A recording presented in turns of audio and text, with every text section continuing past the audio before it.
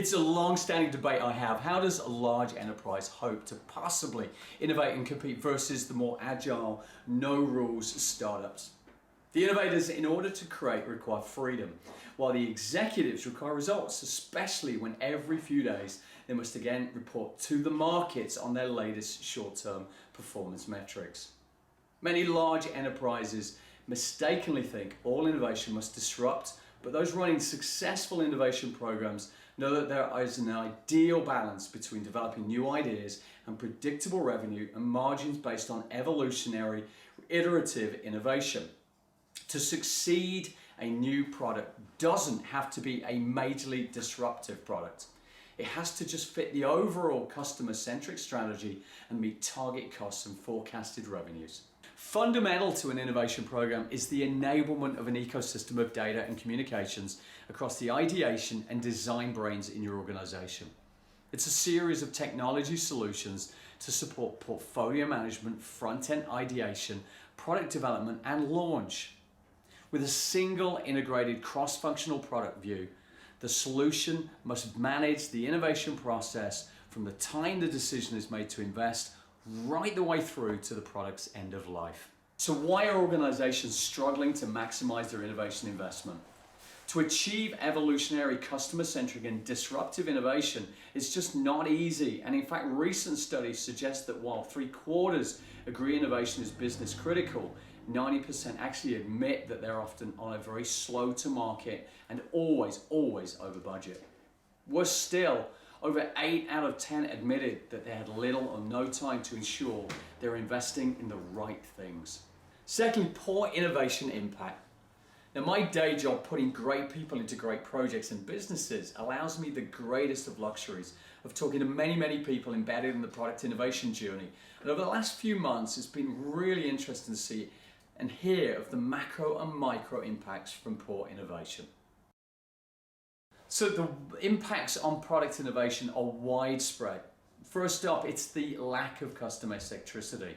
From the latest surveys, and certainly from my conversations, it's consistently 2/3 of programs that are failing in order to achieve this.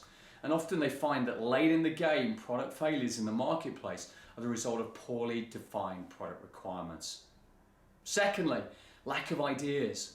Now, while the CPG and the retail sectors are generally doing pretty well in this respect, it's certainly in terms of ideation, all other sectors appear to be struggling. There's a clear lack of focus and priority around the idea generation and management processes. Generally, most lack a central cohesive point from ideas to collect, nor anyone or any group of people who will manage and evaluate those ideas. Ideas and feedback are the air that an enterprise needs in order to breathe. Thirdly, a balanced view. To me, every business wishing to survive and thrive in the fourth industrial revolution needs to position the innovation strategy as the driver. The product and project portfolio breakdown provides the game plan of how the business plans to deliver on its 4IR customer strategy. Ideas aren't just for new disruptive products, but ideas on how to better service and maintain in the field, how to evolve existing products and services in order to meet the goals and targets of the business in the short, medium, and long term. Fourthly, the impact at scale. Yes, generating great ideas needs an any idea is worth considering approach. But the bottom line is, does it impact the customer? Does it make a difference? Does it improve your brand and its legacy, and over time, the real bottom line? And lastly, insufficient resources. Frequently, this stands out as the main issue when developing new ideas, and when existing people are overcommitted, they lack the time to breathe, think, and innovate. So what's actually holding us back? To me, at a macro level, it feels like fiddling while Rome burns, and generally, it's a failure to make innovation the priority. Or potentially, it's just a lack of sense of urgency of the problems that lie ahead and a very short-term, financially motivated focus. But at a micro level, it's a series of common and very fixable problems. Limited idea pooling, disconnected ideation and design processes, together with data silos, selection of the wrong ideas, and potentially a failure to make an end-to-end life cycle view. You see, insufficient enterprises leverage their entire ecosystem, missing out on the intelligence of their suppliers and, of course, their customers. When ideas are generated, they're frequently taken and stored in isolation in non-integrated software, such as an Excel or PowerPoint, of course, creating huge backlogs of data and a slow time to market. Together with even after launch non-adjusting products or even retiring them. When deciding on the right ideas to invest in, the enterprise must have the ability to measure the potential value consistently so that it can be evaluated on a like-for-like basis. Consequently, investment decisions can end up being based on much more than a gut feel. To manage innovation is like managing cash. In fact, unless innovation in the fourth industrial revolution is managed at the senior most level, you may not even need to worry about cash. The executives need a comprehensive view of innovation performance, and it must be able to see whether the strategic enterprise objectives are being met. Obtaining that view means bringing together information and data from a large number of different functions. Innovation in the PLM space is how companies work with their stakeholders and what they want for new products, add-on services, or product evolution.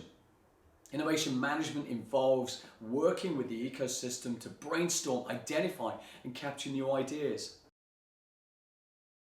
Idea management. The enterprise needs to be able to gather, evaluate, share, and comment on ideas from their customers, partners, and employees. Partner collaboration. Many companies have relied on internal teams for their research efforts. Digital transformation now requires companies to be able to securely collaborate with new types of partners on new ideas and new research. Information management.